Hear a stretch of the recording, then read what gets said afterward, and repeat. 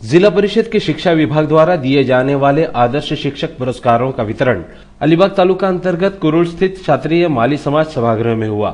शिक्षक दिन के उपलक्ष्य में बुधवार को आयोजित इस पुरस्कार वितरण समारोह के लिए झेडपी अध्यक्षा कविता गायकवाड़, उपाध्यक्ष बालकृष्ण राहुल, शिक्षा सभापति ज्ञानदेव पवार, पूर्व झेडपी अध्यक्ष पंडित पाटिल, जिला परिषद के मुख्य कार्यकारी अधिकारी अन्ना साहब मिसाल, झेडपी सदस्य चित्रा पाटिल, अतिरिक्त मुख्य कार्यकारी अधिकारी गणेश चौधरी, आरपीआई के जिलाध्यक्ष जगदीश गायकवाड़ आदि सहित झेडपी सदस्य, पंचायत समिति सदस्य एवं अध्यापक बड़ी संख्या में उपस्थित थे।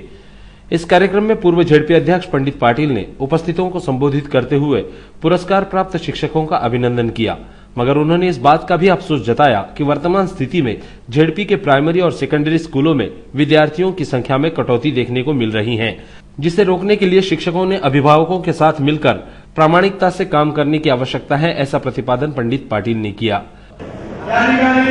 सन्माननीय सदस्य चित्राताई यांनी चांगलं भाषण केलं।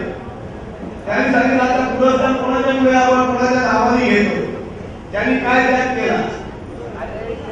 तर माझी शिक्षकांकडे मागणी आहे की आज तुमच्यापुढे मोठं आव्हान आहे की आजच कार्यालयाला विचारलं की आपल्या विद्यार्थ्यांची संख्या किती आहे।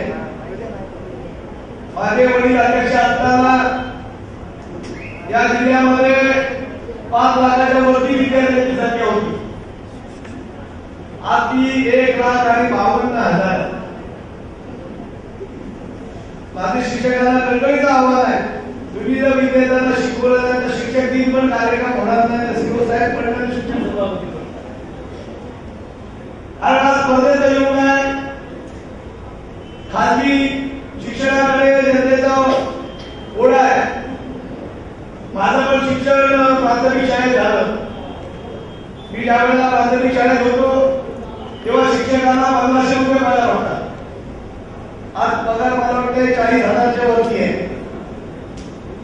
दोघं असतील तर ते 80,000। पूर्वी शिक्षक सायकलवर येत होते, नंतर मोटरसायकलवर येत होता, मारुती येतात। पण त्यांनी चांगलं काम करायला पाहिजे की जे शिक्षक प्रामाणिक काम करतात त्यांना पुरस्कार प्राथमिक शिक्षक काम विनंती केली। या रायगड जिल्हा परिषद ही महाराष्ट्रातील वेगळी जिल्हा परिषद आहे। ते सगळे तिथे भागात बसत लोकांसाठी काम करते। मला अभिमान आहे या जिल्हा परिषदेने माध्यमिक शिक्षकांना पुरस्कार दिला, बाकीच्या जिल्हा परिषद।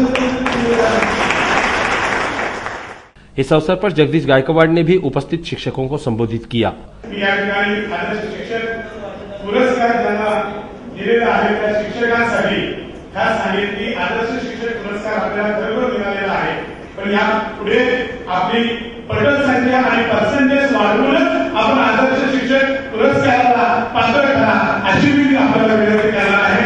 कारण या ठिकाणी आदर्श शिक्षक पुरस्कार देण्याचे या ठिकाणी सांगितलेलं आहे की यापूर्वी शिक्षक कसे घेतले ते उदाहरण सांगण्यासाठी खास उठलो।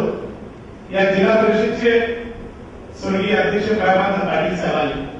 तुला शिकवता येतो का?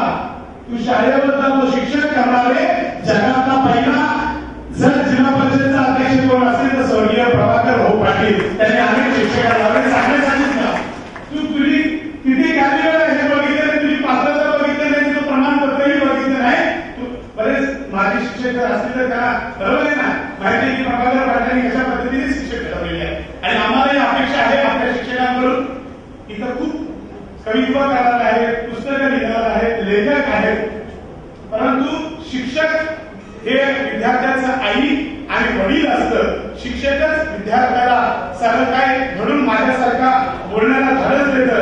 आणि म्हणून शिक्षक जर आम्हाला शिकवू शकला नसेल तर आम्ही शिकणार नाही। म्हणून या साऱ्या शिक्षकांना मनापासून पुन्हा एकदा धन्यवाद देतो। जय भीम, जय महाराष्ट्र।